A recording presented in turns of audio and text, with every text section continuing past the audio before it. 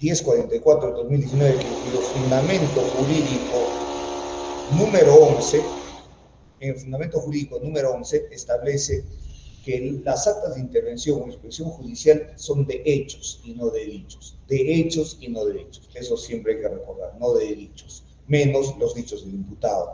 Los dichos del imputado no se pueden incluir en un acta de intervención, porque desnaturalizarías el acta de intervención. El acta de intervención es el acontecimiento propio.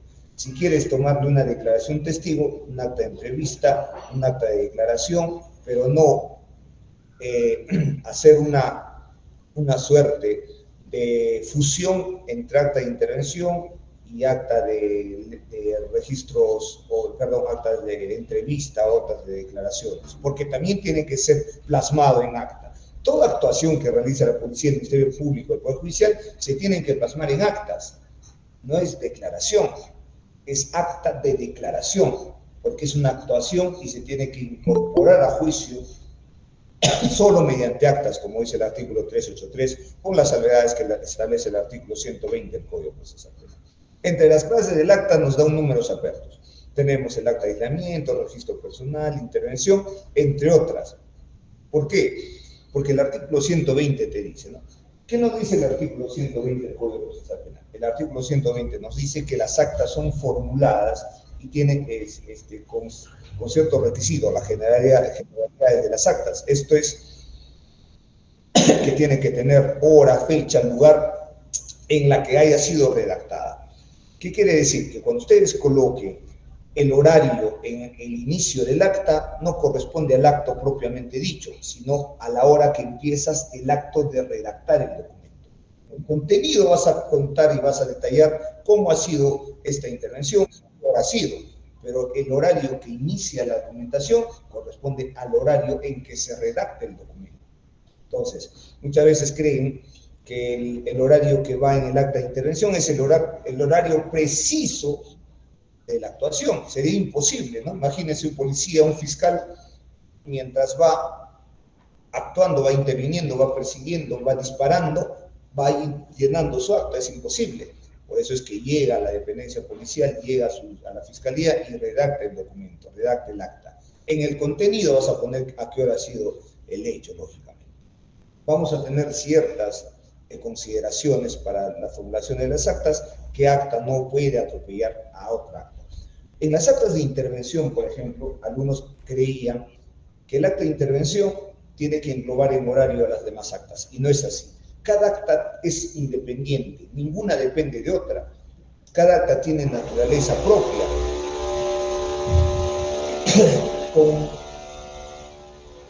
Con cada acta nosotros vamos a acreditar un acontecimiento, un hecho. Entonces, con el acta de registro personal yo acredito algo, con acta de registro vehicular acredito algo. Entonces, no quiere decir que el acta de intervención policial sea más importante que las otras, ¿no? Entonces, ya les voy a compartir acá algunas casaciones. Tenemos la casación más importante de estos 2 últimos años, es la casación 2752-2021, La Libertad, que ha establecido 6 criterios para que las actas no necesariamente se levanten en lugar de los hechos.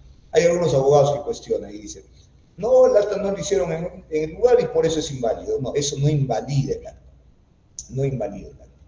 Porque ya esto y el recurso de nulidad 833 del 2018, entre otras jurisprudencias en Ayacucho, que ha salido recién hace 2 meses, establece que no existe, acá incluso el fundamento jurídico número 3 de esta casación dice, no está disciplinado, o sea, no está obligado y no puede estar obligado, también no puede ser que necesariamente se realice en el mismo lugar de los hechos, que es materia de intervención. Ello dependerá de las circunstancias del caso, número de policías, etc. ¿Cuáles son estos casos? Cuando lógicamente no está obligado, o sea, no hay ley, no hay norma que exija y diga, oye, tienes que hacerlo en el lugar, si no es inválido. No existe norma. Y también lo que dice es acá este fundamento. No es de recibo el criterio formalista de que ineludiblemente, o sea, obligatoriamente, las actas deben realizarse en lugar y hora de la intervención. Lugar y hora de la intervención. No se puede exigir al policía que pueda realizar las actas en el mismo lugar y en la misma hora de la intervención, es lo que ha dicho la casación 2752-2021 de la Libertad.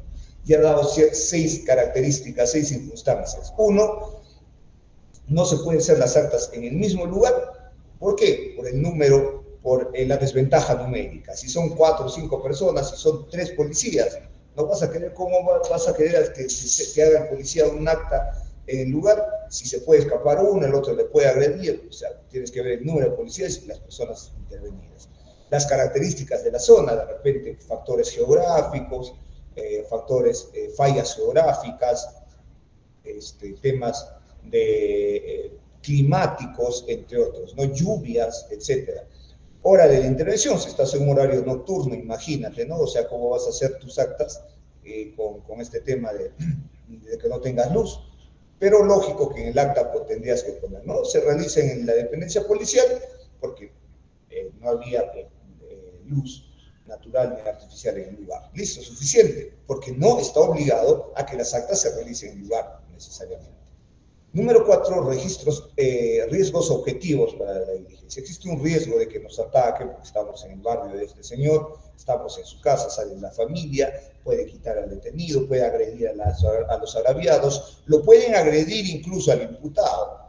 Lamentablemente la policía tiene que cuidar así como la integridad del agraviado, también del imputado.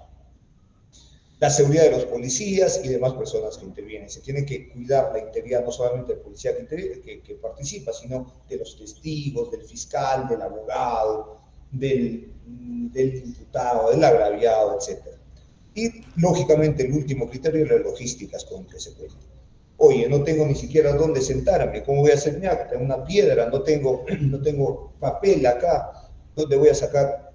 Voy a entregar las copias para poder entregar al imputado su cargo de su detención, porque el acta de detención se le tiene que entregar al imputado para que el imputado permanezca con este documento durante su estadio en una sala, en un centro de meditación. El 933, este recurso de nulidad es bastante importante y nos habla de la elaboración de las actas. ¿Qué nos habla? En el fundamento jurídico número 17 nos dice que no tiene que existir, no tiene que haber riesgos para la seguridad de la diligencia.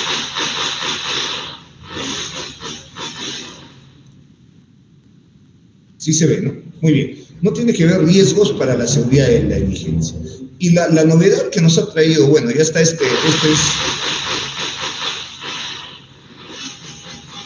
Perdón.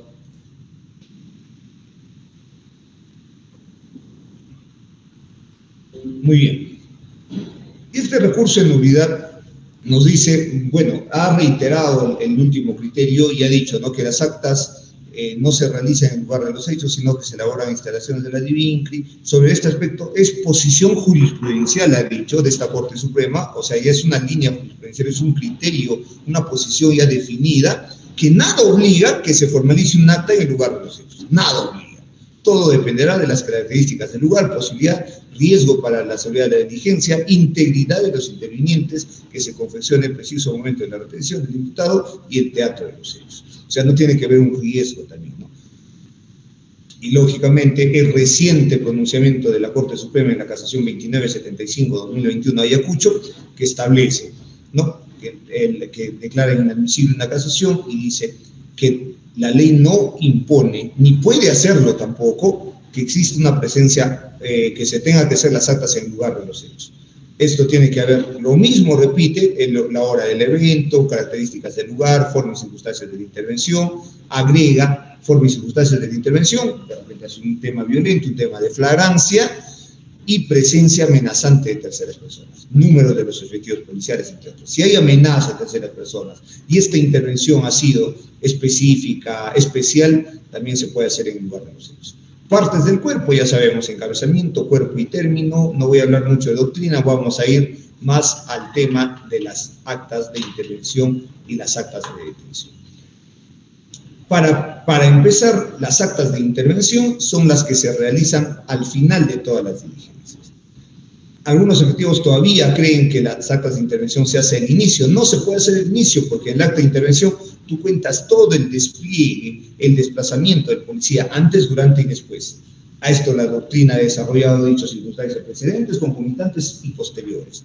Ex ante, ex dure y ex post. Eso es lo que ha desarrollado la doctrina. Y no solamente lo dice la directiva 0304 del 2016, que es la directiva para la intervención en flagrante delito. También lo dice la cartilla temática 293, que establece que este es el orden y que el acta de intervención es el último. Esta cartilla recién ha salido este año, y bueno, no es que solamente lo único que hace es ratificar.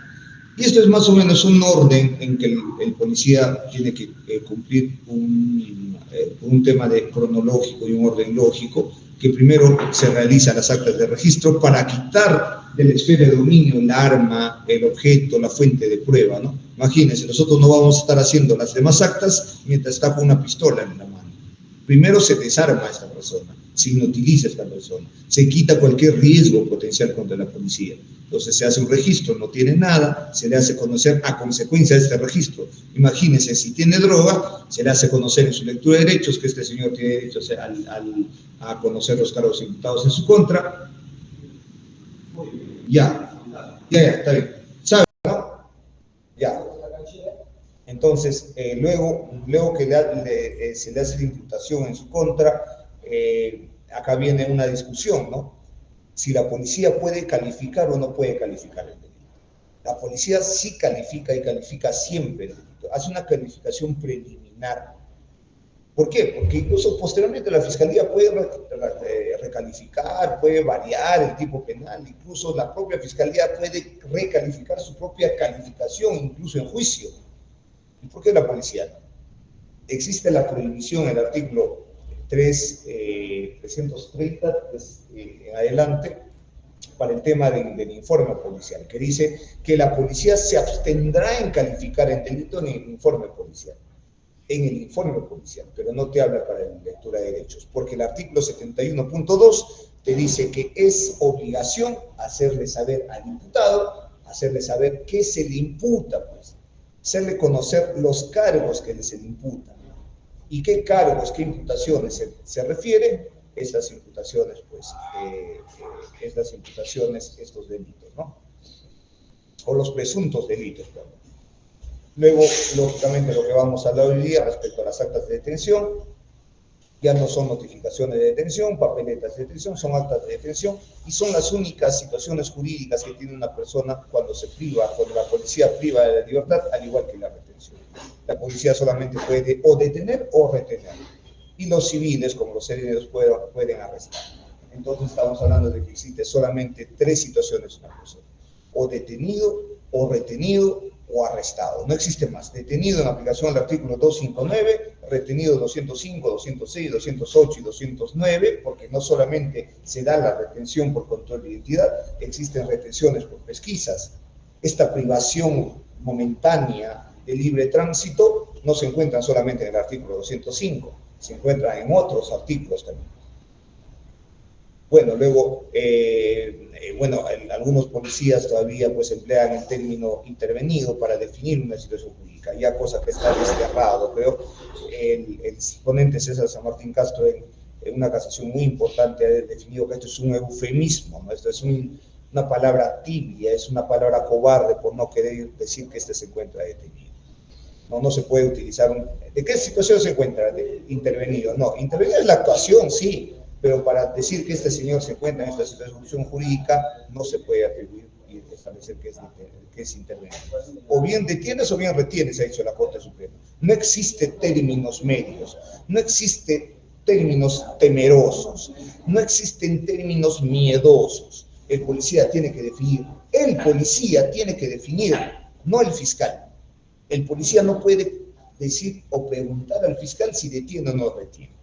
Señor fiscal, ¿detengo o no detengo? No, eso es facultad o una prerrogativa solo de la policía. Y el juez, lógicamente, emite una sentencia motivada, pero el policía es el que detiene y define la detención en flagrancia. No depende de la fiscalía. El fiscal si te dice, oye, deténlo, no señor, él no es juez y existen múltiples sentencias contra fiscales que ordenan la detención. Y el policía pone, muy bien, en cumplimiento de la orden del fiscal se procede a la detención. La parte agraviada o la parte imputada denuncia por usurpación de funciones y se cae el caso.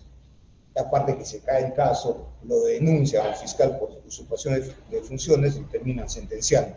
Entonces, zapatero a su zapato. El fiscal sí puede dar libertad a las personas, con sus formatos A15, debidamente motivado, mediante disposición, pero no puede detener. Y la policía, lógico, no puede dar libertad tampoco.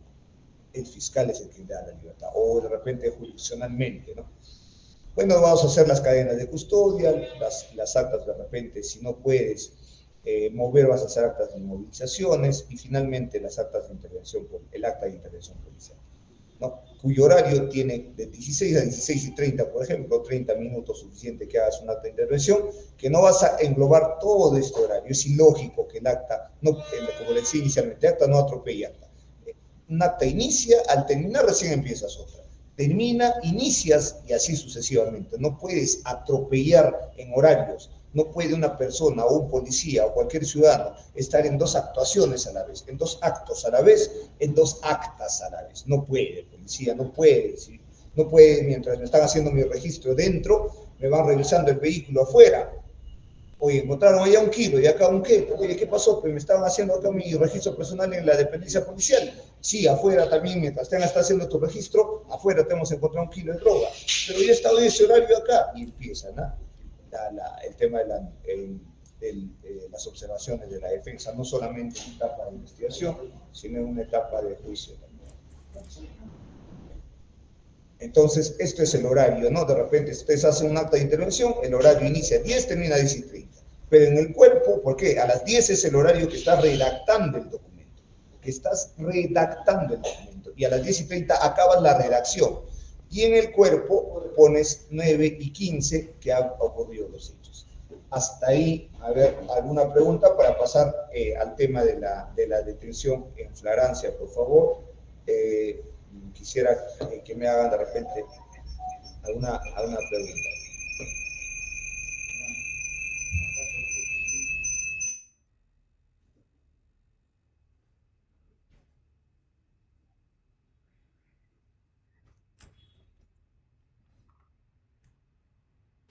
¿Alguna pregunta, por favor, para pasar al siguiente bloque?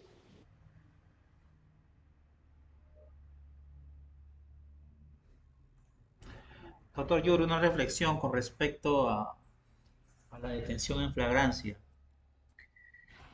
¿Qué pasaría en una situación donde ya se ha detenido una persona y esta persona desea comunicarse con su abogado?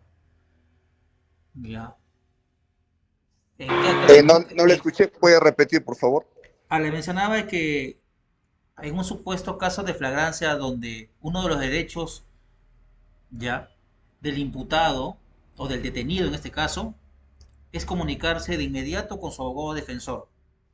Entonces, ¿en qué acta ya va a figurar este acto de haberse comunicado con el abogado defensor para poder resguardar las actas o en este caso de guardar sus derechos?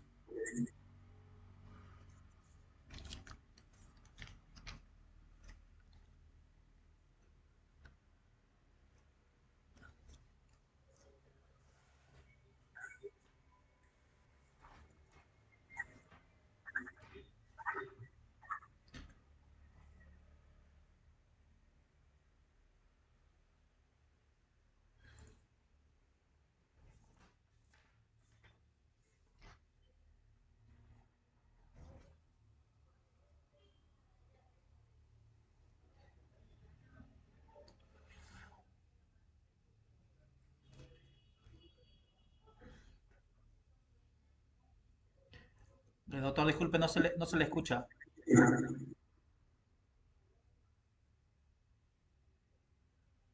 No se le escucha. Ahora se me escucha, por favor. Sí, ahora sí, con eco, pero sí se le escucha. Ahora se escucha, por favor. Ahora, ahí se escucha. Sí, correcto, correcto.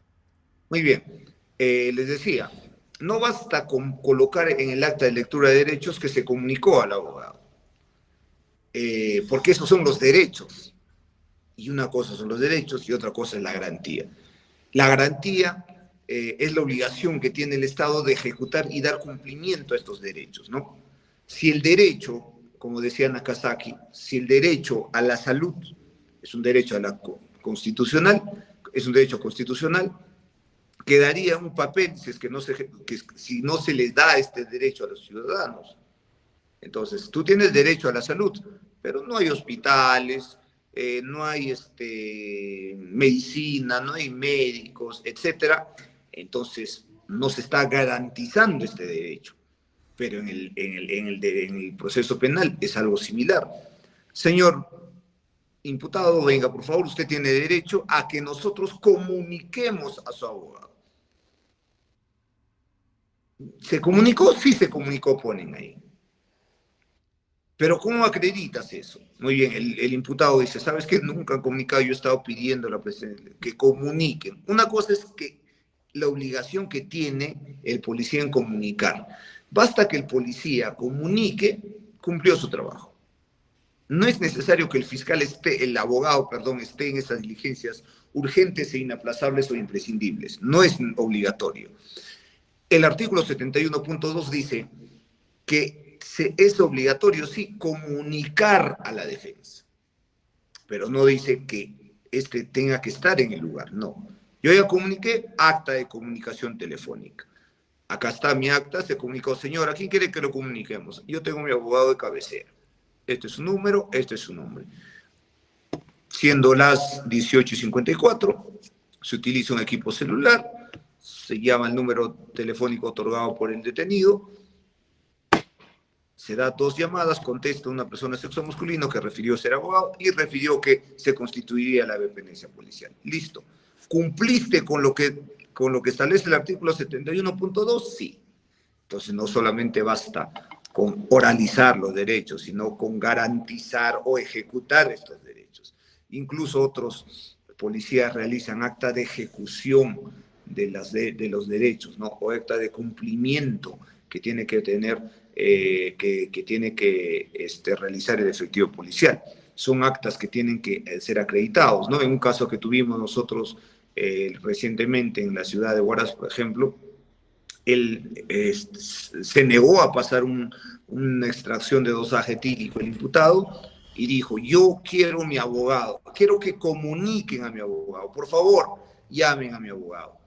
Y el fiscal dijo textualmente, en estas diligencias no hay abogado acá, señor. Señor, pero yo quiero mi abogado, quiero que comunique a mi abogado. Lo que el imputado quería era que comuniquen a mi abogado. Él no estaba diciendo que quiero mi abogado acá conmigo, quiero que llamen a mi abogado, que comuniquen telefónicamente. Y el fiscal y el policía le dijeron, no señor, esta diligencia es sin abogado. Es que ahí viene la confusión. Una cosa es que se cumpla con comunicar y otra cosa es que tenga que estar necesariamente el abogado ahí presente. Entonces, nosotros planteamos una tutela de derecho pidiendo la exclusión de acta de negativa a sometimiento de dosaje etílico y toxicológico, que con eso se le podía procesar por un delito de desobediencia y resistencia a la autoridad, negarse a pasar un examen de dosaje etílico, lógicamente está en el Código Penal. ¿Y cómo se acredita esta negativa? Con un acta de negativa a la extracción de dosaje etílico. Y el acta estaba ahí, donde firmó el fiscal, el policía, y pusieron que se negó a firmar. Y solamente dejó constancia el del señor que él quiere que se comunique a su abogado. Tutela de derechos, en aplicación al artículo 71.4, convocan a las partes. A ver, abogado, ¿cuál ha sido el agravio? Sí, que no se le ha cumplido con comunicar, etcétera, etcétera. A ver, señor fiscal, usted comunicó cumplieron usted como director jurídico, porque acá no vamos a preguntarle al policía, vamos a preguntarle a usted, porque usted es el que dirige jurídicamente la investigación. ¿Cumplieron ustedes con comunicar? Claro, señor juez, hemos comunicado, hemos llamado al fiscal, al defensor público y hemos comunicado a la defensa del particular. Ah, muy bien, han comunicado entonces. Sí, sí hemos comunicado. ¿Cómo acreditas? Bueno, yo primero llamé a su abogado, estaba apagado su celular. Ya, pero ¿cómo acreditas? Acá está la carpeta fiscal. No hay. ¿Cómo acreditas? Un libro, pasa, por favor. ¿Cómo acreditas? El nuevo. ¿Cómo acreditas? No habían hecho un acta. ¿Qué hubieran hecho? Un acta de comunicación telefónica. que sí se comunicó 3 veces y el celular estaba apagado. Que sí se llamó, ya, muy bien, no comunicaste entonces, abogado. Por lo menos, comunicaste a la defensa pública, como dice el artículo 71.2. Bueno, sí, comuniqué, timbré como 5 veces, señor juez, y no contestaron tampoco. Pero acá, ¿dónde está? ¿Qué folio está? ¿En qué folio está de la carpeta fiscal lo que tú has comunicado al abogado? A la Defensoría Pública. No, no se ha hecho el acto. Muy bien, fundada la tutela de derecho. Y se excluyó estos medios de prueba. Y lo pueden encontrar ahí en las plataformas. Exclusión de actas de negativa de dosaje etílico. Es un logro que hicimos, que tuvimos como estudio, entre otros logros de más exclusiones de actas. Entonces, hay que meternos en la cabeza que las exclusiones de las actas no solamente van por un tema de invalidez que establece el artículo 121. Las actas se obtienen en la etapa de investigación preparatoria, se ofrecen en la etapa intermedia y se actúa y se valoran en el juicio. Esta odisea que van a pasar todos los medios de prueba, todas las fuentes de prueba, todas las actas, el abogado por estrategia nunca dice nada a veces en el momento en sede policial, recién lo dice en juicio o en etapa intermedia o plantea sus tutelas de acuerdo a la estrategia del abogado litigante. Entonces, el policía tiene que cumplir con detener a una persona, tiene que cumplir con detener a una persona en flagrante delito.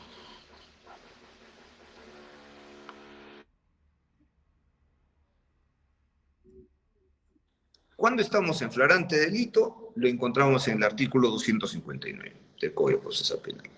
Entonces, el policía, dentro del plazo de las 24 horas de la flagrancia, flagrada de fuego, arder, llama, incandescente, tiene que apagar el fuego en 24 horas y captura a este señor, detiene a este señor. Tiene que realizar toda esta actuación, materializarlo en actas. Muy bien. ¿Por qué le haces un acta de detención? Porque el artículo 259 lo prevé. ¿Qué te dice el artículo 259? Que la policía puede hacer una detención en flagrancia. ¿Por qué supuestos? Cuando está en la propia comisión del hecho, con las manos en la masa, cuando acaba de cometer, cuando ha huido y es identificado dentro de las 24 horas por sindicación del testigo o por haber sido identificado por otros testigos agraviados, de repente por un video de seguridad, dentro de las 24 horas, se le identifica, se le puede capturar, detener.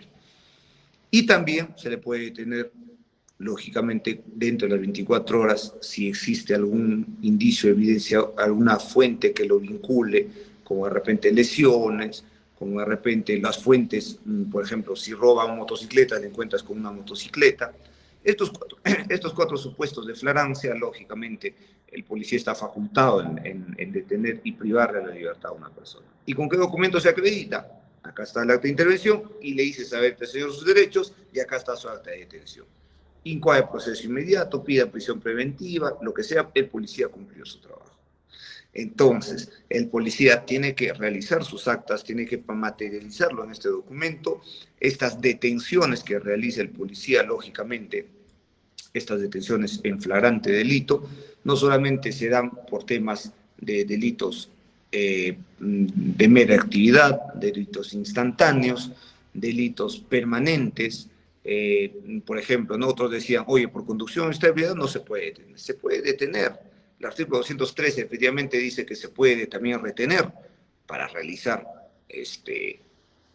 temas de alcoholemia, pero cuando es evidente estado de ebriedad, aplicando test de Hogan, test de Rumber, actas de apreciación que ha desarrollado ya el manual de normas de procedimientos y prevención de accidentes de tránsito, se le hace un test de Hogan, pruebas de equilibrio, pruebas de coordinación, mediante acta o mediante introducida en el acto de intervención. Este señor no podía ni pararse, este señor no podía ni expresarse, el aliento alcohólico era fuerte, no podía ponerse, caminar en una línea, etcétera, etcétera. Y descartas eso y haces tu acta que acrediten para un tema de detención. ¿Por qué? Son delitos contra la seguridad pública. Anteriormente se decía, no, pero ¿qué tal si sale 0.49? Se aplica un método de Whitmark, un examen retrospectivo. Está bien, tenía 0.49, pero te sacaron 2 horas después. Hay que sumar 0.15 por hora, vas a pasar 0.80. Entonces, se aplica método de Whitmark, por ejemplo, para los temas de tenencia ilegal de arma de fuego. Para los temas de tenencia ilegal de arma de fuego no se necesita un peritaje balístico para que el policía pueda detener. Sí, señor, acá hay una pistola, ya en el peritaje balístico para un proceso, mañana o pasado saldrá su peritaje balístico que está inoperativo y él se irá a su casa, pero mientras tanto se presume el delito, que es una cuestión totalmente distinta. Se presume el delito. Entonces, lo mismo ocurre para el tema de drogas. ¿Qué tal si no es droga? ¿Qué tal es yeso? ¿Qué tal es harina? Y no era pasta básica de cocaína, no era clorhidrato de cocaína o ningún alcaloide de cocaína. De repente no era marihuana, de repente era, no sé, ¿no? Cualquier otra planta. Orégano. ¿Y por qué lo detuviste? Porque presume delito y las características físicas son compatibles en la droga, el olor, las características físicas, la sustancia pulverulenta, cristalina, vidriosa, blanquecina, parduzca, etcétera. Eso es el aspecto técnico que el policía tiene que cumplir para que pueda definir la situación jurídica de una persona. ¿Quién define la situación legal de una persona si está detenida? El policía. A ver, ven, vamos a evaluar si detenemos o no. Lógico que por sindicación no puede haber una detención. Sí, señor, este señor fue. Tiene que ver la sindicación sumado con un elemento periférico, que excepcionalmente para los delitos clandestinos no te pide la jurisprudencia la detención por temas para violación, por ejemplo. No son delitos clandestinos que no va a haber testigos, necesitas simplemente la sindicación. Luego, pues, le darán libertad, no sé, ¿no? Pero ya, lamentablemente, estás ahí, los indicas, lo encuentras al sujeto, detención. ¿Por qué? Delito de violación, tocamiento de menores de edad, etcétera, son delitos clandestinos. No necesitas otros testigos, procedes con la detención y lógicamente ya después viene, es la única excepción que se puede detener con la sola sindicación. ¿No? Normalmente es la sindicación sumado a algo más. Señor, me ha tirado, mi pareja me tiró un puñete. Ah, ya, muy bien. ¿Dónde está el señor? Efectivamente, está con el ojo hinchado. Lesiones visibles, evidentes. Ingresó por emergencia. Acá tenemos el diagnóstico. Me maltrató psicológicamente. Entonces tiene que haber una afectación cognitiva y conductual que no ha advertido el policía. Entonces, eso sería. Adelante, Chambi, le escuchamos, por favor. ¿Cómo está, doctor Yuri? Buenas noches. Doctor, yo tenía un caso, doctor, ¿qué pasaría, doctor, cuando de repente, cuando hay abuso de autoridad, hay una detención y en la comisaría le hacen firmar a los detenidos documentos en blanco ante el desconocimiento, digamos, y la ausencia de su abogado, pero y el abogado no le pregunta nada, simplemente le hicieron, y ese documento en blanco le hicieron, ya con el pasar de los procesos, ya de la investigación, el detenido nunca dijo, bueno, me hicieron firmar documentos en blanco, pero en el documento blanco ya el policía lo comienza a llenar. Y ese tipo de acta, doctor, ¿qué se vulneraría, doctor? ¿Y cómo se acreditaría después? ¿Y en qué etapa de proceso, doctor? A ver.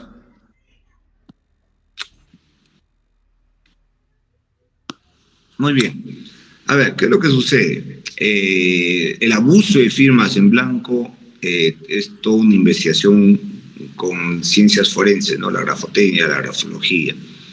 Entonces, si es para un tema procesal y le han hecho firmar un documento en blanco y él desconoce o no existe la certeza de que lo haya podido firmar, fácilmente se puede aplicar el artículo 121. ¿No? Cuando no existe la certeza, dice el artículo 121 del Código Procesal Penal, que no existe la certeza que las personas que han intervenido en esta actuación, efectivamente, el abogado va a poder cuestionarlo, ¿no? Me dices que él firmó, ¿qué documento específicamente firmó?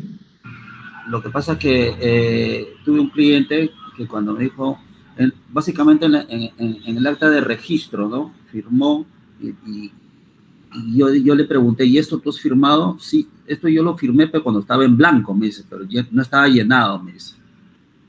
A ver, eso se tiene que presentar mediante un peritaje grafotécnico. Ahora, por ejemplo, los abogados están presentando bastante nulidades, se están presentando habeas corpus, por ejemplo, ¿no? Esto no es la firma del policía. Sacan peritajes y no era la firma del policía. Al no ser la firma del policía, no hay la certeza de que este policía ha participado, se cae el acta. Y lo mismo ocurre aquí, ¿no? O sea, tiene que haber una superposición de firmas, de trazos, ¿no? Para determinar cuál fue primero, la firma o fue primero las letras, ¿no? Normalmente, pues, lamentablemente, se tiene que ver un peritaje de tonalidades de la tinta, ¿no? Se agarró con un lapicero o tinta líquida el acta y la firma fue con otra. Entonces se tiene que cuestionar ese tema mediante ya temas de ciencias forenses, ¿no? La grafotecnia entra a tallar en este tipo de casos. Un peritaje, entonces. Un peritaje que acredite que cuál fue primero, la firma o las letras. Entonces se acredita con un peritaje y es más, es objetivo, es más técnico, ¿no?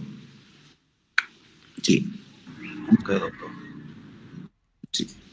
A ver, otra pregunta por ahí. Entonces, a ver, Carranza, lo escuchamos, por favor. Sí, Carranza. Doctor, buenas noches.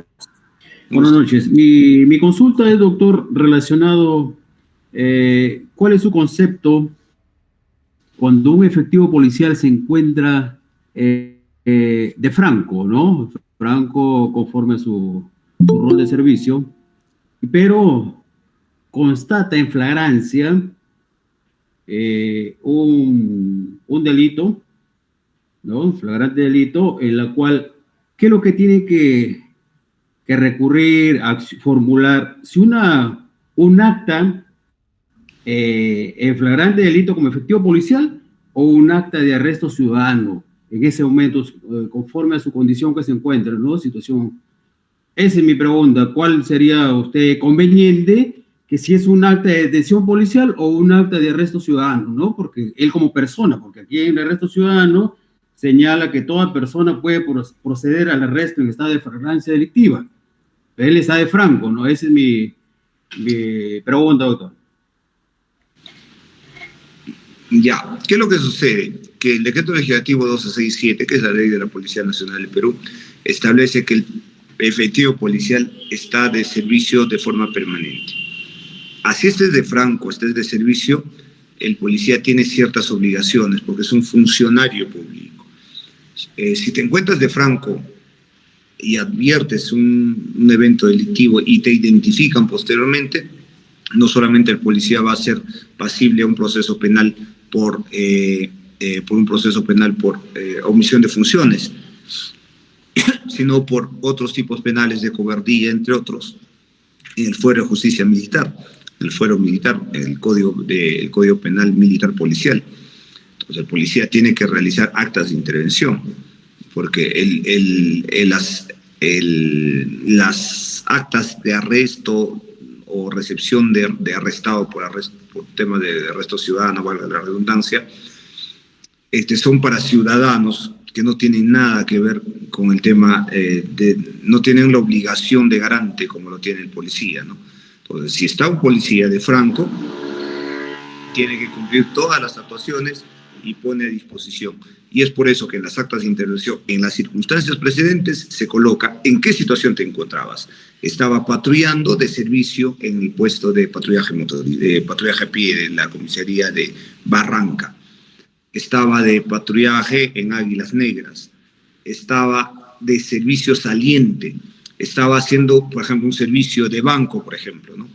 Servicio de seguridad ciudadana, ahora que va a haber en los días de franco. Ellos están de franco, pero muy bien, pueden cumplir un servicio particular, pueden estar en su domicilio, están de repente transitando por su barrio y tienen la obligación de realizar sus actas como efectivo policial. Incluso ellos son pasibles a procedimientos administrativos disciplinarios, así se encuentre de franco o de servicio. Ocurre una conducción en estado de ebriedad de franco, pasas a la estación de retiro. No puedes decir el policía, yo estaba de franco y mañana recién yo soy policía, no. la conducta del policía son de forma permanente y al igual que la responsabilidad que tiene. Si fuera un ciudadano, sí, aplica el artículo 260, pero como es un policía, aplica el artículo 259, que es la detención, y 260 es arresto ciudadano, ya sabemos. Sí, sería esa la respuesta. ¿Alguna pregunta por ahí? Gracias. Sí, a usted. ¿Alguna pregunta por ahí, por favor? Sí, Galarza, lo escuchamos, por favor. Doctor, buenas noches, ¿qué tal? Doctor, una consulta. En el caso de violencia contra las mujeres e integrantes del grupo familiar, usted indica que por sindicación no se podría detener, ¿no? Y cuando hay una violencia psicológica, pero no tenemos una prueba pericial o un examen pericial, ¿se podría hacer la detención? A ver, ¿qué es lo que sucede? Que la detención en flagrante delito, el policía tiene que advertir por lo menos, tiene que advertir, tiene que observar, le tiene que constar el flagrante delito. ¿Qué se necesita para el tema de lesiones? Lógicamente, lesiones visibles, y con la sola sindicación no puedes detener. Esta sindicación tiene que estar acompañada con elementos periféricos. Por ejemplo, mi esposo me tiró 5 cachetadas y me arrojó por aquí y por allá. Muy bien. Le asientas la denuncia, le das su oficio, o de repente ha ingresado al hospital, su diagnóstico. A veces por una cachetada no hay lesiones, pero haces una constatación domiciliaria donde efectivamente están las cosas destrozadas, efectivamente presenció su hijo, presenció su hermana. Entonces, cualquier mínimo elemento periférico sostiene tu detención en flagrante delito, porque vas a privar la libertad de una persona. Señor, él está ebrio, está manejando borracho. A ver, vamos. Ven, porque ella dice que está borracho. Tú podías detener a una persona porque te dice que está borracho. O sea, tú vas, pero ese señor está sano. ¿Cómo lo voy a tener? No, no, señor, usted deténgalo porque para mí está borracho y para mí está cometiendo este delito. A ver, vamos a verificar. Si el señor tiene las características evidentes, signos de ebriedad, no síntomas, es signos de ebriedad, a diferencia de síntomas que no se puede advertir. Entonces, en ese caso sí procede, porque esta sindicación está acompañada con otro elemento periférico, un acta de apreciación, un acta de test de Hogan, de pruebas de equilibrio, la verificación de policía, que dice que está con aliento alcohólico fuerte. Entonces, no solo con la sindicación de la víctima no puede tener. Ahora, imagínense, a ver, señor, me ha dicho que soy una mala mujer, y para mí eso es un tema de violencia psicológica. Pero para mí el término mala mujer, o sea, para mí, o sea, yo no soy psicólogo, yo no podía determinar, pues, ¿no? Ya, señora, muy bien, le voy a asentar su denuncia. El problema está en que tú tienes la obligación de asentar la denuncia. Le asienta la denuncia, señora, tras su oficio, muy bien, para proceder con la detención. En ese caso hay bastante discusión y la postura uniforme es que también tiene que estar acompañado con otro elemento periférico. El caso de John Kelvin.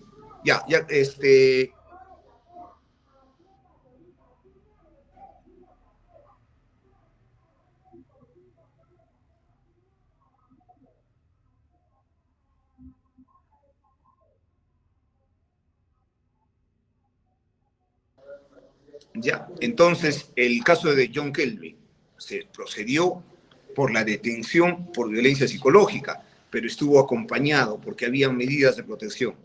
El señor no podía acercarse a ese domicilio, entonces fue la denuncia por violencia psicológica acompañada de este incumplimiento de las medidas de protección. Otro elemento periférico. Detienes. Eso sería la respuesta.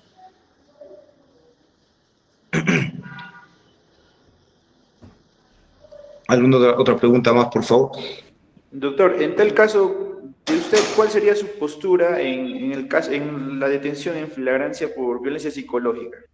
que tiene que estar acompañada con un elemento periférico. ¿Se podría hacer, doctor? Sí sola no. Disculpe, ¿se podría hacer un acta como usted nos indicó en el tema de peligro común, ¿no? Como indicar, o sea, qué actitudes tiene la señora, si está nerviosa, algo así, ¿no? Para que acompañe tal vez a nuestra detención. A ver, sería arriesgado porque tú sabes que el tema tiene que concluir, que tiene que ver no solamente que pase el peritaje, sino que la conclusión de este peritaje tiene que establecerse que hay una afectación cognitiva, conductual. Ese es el asunto, ¿no? Pero yo pienso que por sí sola, dependiendo también el asunto, ¿no? Imagínate, a ver, este señor me está amenazando de muerte, me está diciendo que soy P, que soy Pu, y me está enviando mensajes amenazándome de muerte. Acá están los mensajes. Ah, ya, muy bien. Acá hay otro elemento periférico. Procedes a la detención. Teófilo, le escuchamos, por favor. Doctor, buenas noches. Gracias, doctor, por la ponencia, doctor. Únicamente, doctor, en el tema de la detención en flagrancia delictiva, en lo que es maltrato psicológico que se ve a diario en violencia familiar. Sigamos, doctor, la señora viene a denunciar, dice que le ha insultado, ¿no? Agresión psicológica, pero en las constataciones o las verificaciones no se evidencia que hay, ¿cómo se puede decir? Signos de violencia, ¿no? Evidentes. No procede la detención. Procedes. Tiene que haber un Sin elemento. embargo, doctor, si digamos el imputado le ha insultado, pero está completamente ebrio, en ese caso, doctor. Es que el estado de ebriedad. No, a ver, una cosa es que tú intervengas por prevención, porque el policía no solamente actúa reactivamente. La Constitución dice que previene el delito. Entonces tú puedes hacer un tema de retención por prevención del delito. No, o sea, hay que meternos a la cabeza de que no todo es detención, ¿ah? También existe la figura de la retención. No todo es detención, detención, detención, detención, detención. ¿Y para qué está la retención? También se puede retener. Doctor, disculpe, ahorita no tengo a la mano, había un cuadro comparativo que salió justamente ¿cómo se llama? En charlas de violencia familiar. Ahí indicaba, ¿no? ¿Cómo se llama? Delito de, no, agresión psicológica, en lo que es violencia familiar, con detención, sin detención, y con detención ponía, ¿no? Cuando el agresor estaba en estado de ebriedad. Pero no lo tengo ahorita a la mano ese cuadro comparativo, por eso a veces yo me basaba a eso, ¿no, doctor? Disculpe. Claro, sí, como te digo, tiene que ir acompañado de algo. De repente el señor estaba en estado de ebriedad y está en situación violenta, por ejemplo. No, se tiene que ver las circunstancias, pero por regla general, el tema físico sí, ¿no? No necesitas un tema de reconocimiento médico. Tú vas al hospital, el médico te dice, ¿sabes qué? Diagnóstico policontuso, detienes. Ves lesiones evidentes, detienes. Ves si efectivamente hay desorden, etcétera, hay testigos, detienes. No necesitas un reconocimiento médico, porque es más objetivo, ¿no? El tema psicológico es muy subjetivo, ¿no? Sí, lo escuchamos, José. Doctor, continuando con la pregunta, pero ahora sí el tema no de violencia psicológica, sino de violencia física. ¿Qué pasaría con el solo dicho nomás que la mujer se autoagrede y va a la comisaría y le dice que a policía que sí, me ha golpeado y son signos visibles de daños físicos y solamente el dicho y lo detienen? ¿Es válido esa detención, doctor? A ver, ¿qué es lo que sucede? Que en la detención nosotros no vamos a sentenciar, la policía no sentencia. Lamentablemente se tiene que detener y él tendrá que acreditar en el proceso pues que existió una autolesión. No dije demás, sentenciar, ¿no? Dije detener. Claro, por eso les decía, la policía con la detención no sentencia. Entonces uno detiene por una presunta comisión de un delito. Entonces, el policía va y tiene que detener. Lamentablemente, por ejemplo, ¿no? El señor, si dices, señor policía, ¿cómo me va a detener? Si ella se ha autolesionado. Entonces, todos los imputados dirían lo mismo y la policía no podía detener a nadie, ¿no? Lamentablemente, se tiene que detener en ese caso. Doctor, otra pregunta. ¿Qué pasaría de repente uno va a denunciar, bueno, entre hermanos, va a denunciar y el solo dicho de la otra, en realidad el solo dicho de la otra parte dice, no, yo me defendí, nos hemos peleado ambos. Solamente ¿es viable que lo detengan a los dos por agresiones mutuas? Claro que sí, la detención es entre los dos. Incluso hay sentencias contra 5 hermanos, ¿no? Entre los 5 se pelearon, los 5 sentenciados. Sí, procede la detención a todos los que se han agredido. Pero en este caso solamente solo dicho, pero no es que se pelearon, simplemente lo estaban agarrando nada más para que no golpee de repente a su madre y lo detienen, ¿no? Y él solo dicho. Claro, si usted ha presenciado ese acontecimiento, usted va a detener lo que usted ha presenciado, ¿no? Lo que usted ha presenciado. Pero si usted ve lesiones evidentes en todas las partes, si se defendió, lo empujó, lo agarró, lamentablemente eso ya se va a definir en este lapso de las 48 horas de la detención, en la investigación ya. Usted no puede definir una investigación en cuestión de segundos, ¿no? Pero ¿qué derecho se vulneraría, doctor, por el solo dicho? Solamente, o sea, uno acude en salvaguardar la integridad y de repente de una hermana a defenderlo y solamente solo agarrarlo y el agresor, el solo dicho de haber dicho solamente, él también me golpeó, el solo dicho nada más cuando no es cierto y lo detiene. Eso, como usted dice, hace 24 horas, 48 horas. ¿Es viable esa detención, doctor?